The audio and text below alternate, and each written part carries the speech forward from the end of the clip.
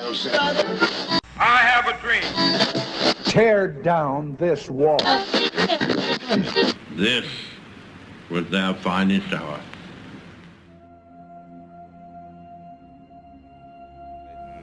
I think a lot of times we fail to go back to the Bible of what, Jesus just wanted Christians to be united. He died for everyone. He didn't die for Catholics. He didn't die for Protestants.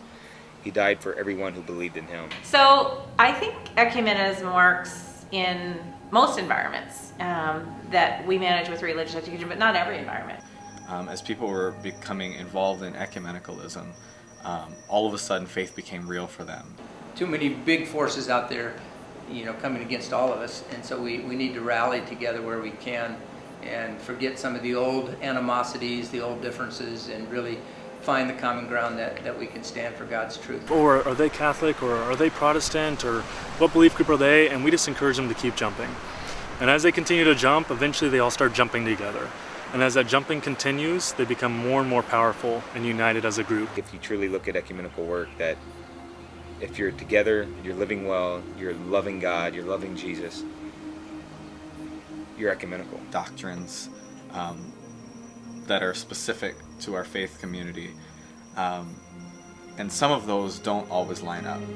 Interpretations of Scripture, which we all rely on, are different among faith communities. Our Catholic kids, they will go and have their confirmation separately and their catechism instruction and some of their Bible studies, but they also join with the Protestant kids on kind of big theme things that deal especially with teenagers. How do you live a Christian worldview in this culture that's pretty much secular, anti-Christian in ways, and so that's been, I think, a real powerful impact on our community. I get phone calls a lot or emails from people saying, I'm looking for a church just like, the chapel, and I can't find it. And it's because in some places there's not that connection. And I think you change. Once you experience that, your views of who that person or that denomination, what that denomination is or stands for, it changes, and you change, you grow as a person. It challenges each other, it keeps each other accountable, and it keeps you on top of your toes. You're not just getting comfortable of just knowing what you know and that's it, but being challenged by others and seeing where different beliefs may come in.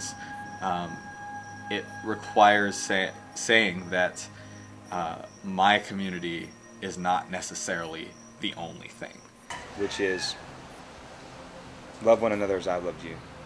Nothing says love another Catholic as I loved you, love another Protestant as I loved you. It doesn't even say love another Christian as I loved you. It says love one another as I have loved you.